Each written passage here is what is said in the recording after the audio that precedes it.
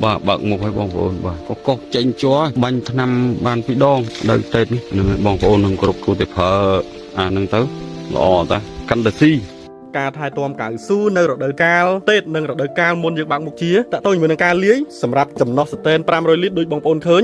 គឺយើងប្រើកាន់តស៊ីចំនួន1ដបនៅរដូវកាលដែលយើងបើកមុខជាថ្មីឡើងវិញមុនយើងបើកមុខមកទៅគឺយើងបាញ់វាមួយសាទៀតដើម្បីបំពន់ដើមឲ្យវាមានកម្លាំងវាបំបែកក្របជ័រហ្នឹងឲ្យរាវនិងផលិតក្របជ័រលំហូរជ័រគឺវាអត់ខាតទេបងប្អូនបន្ទាប់ពីធ្វើការបាញ់ហើយលំហូរជ័រគឺវាហូរល្អតែម្ដងចាប់ពីពលាកទី1ដែលយើងបានបើកមុខជាតែម្ដងបើសិនជាយើងអត់បានបាញ់ទេនៅលើដំណាំកៅស៊ូបន្ទាប់ពីយើងជាហើយ2ទៅ3ពលាកគឺយើងធ្វើការរំញោចឆ្នាំខៀវអត់បង្ហាញជូនតាក់ទងជាមួយនឹងការបាញ់តាក់ទងនឹងការបាញ់យើងជះឲ្យដល់តាគៀមបងប្អូនជះត្រូវមេឃខ្លះក៏បានដែរបើសិនជាយើងប្រើធុងដែលមានចំណុះ500លីត្រប្រើស៊ីយ៉ូអូអាហ្នឹងយើងងាយស្រួលដើម្បីបាញ់ជះវាទៅដល់លើបើសិនជាយើងអត់បានបាញ់ទេនៅលើដំណាំកៅស៊ូបន្ទាប់ពីយើងជាហើយ2ទៅ3ពលាកគឺយើងធ្វើការរំញោចថ្នាំខៀវប៉ុន្តែយើងអត់ណែនាំឲ្យបងប្អូនរំញោចថ្នាំខៀវទេនៅពេលហ្នឹងគឺឲ្យបងប្អូនបាញ់មុនបើកមុខមួយអាទិត្យយើងបាញ់មួយសាបន្ទាប់ពីបើកមុខហើយបាន3ពលាកស្មើនឹង9ថ្ងៃហ្នឹង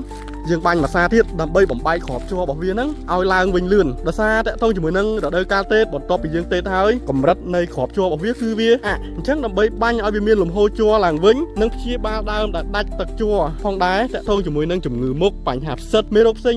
បញ្ហាផ្សិតថ្នោតឬក៏បញ្ហាលើដំណាំកៅស៊ូដែលនាំឲ្យដាច់ទឹកជ័រយើងអាចបំពន់ដើមនិងព្យាបាលដើមនឹងឲ្យមានលំហូរជ័រល្អឡើងវិញតកតងជាមួយនឹងការណែនាំបាញ់ត្រឹមតែ3ដងបាញ់ប៉ុណ្ណោះបងប្អូនអាចអូសទាញលំហូរជ័រឲ្យមានឡើងវិញបានបើសិនជាបងប្អូនមានចម្ងល់តាក់ទងជាមួយនឹងរបៀបប្រើប្រាស់បងប្អូនអាចឆាតឬក៏ comment នៅខាងក្រោមវីដេអូបានជាក់ស្ដែងបងប្អូនតាមដានផលិតផលរបស់ក្រុមហ៊ុន VKSN គឺបទពិសោធន៍នៃការប្រើប្រាស់លើដំណាំកៅស៊ូយើងមានបទពិសោធន៍រយៈពេល6ឆ្នាំពេញបងប្អូននៅលើការថែទាំដំណាំកៅស៊ូដែលមានបញ្ហាធ្ងន់ធ្ងរឬក៏កៅស៊ូដែលមានបញ្ហាខ្សោយទិន្នផលខ្លាំងអញ្ចឹងវីដេអូហ្នឹងខ្ញុំសូមចែករំលែកប៉ុណ្ណឹងសូមអរគុណ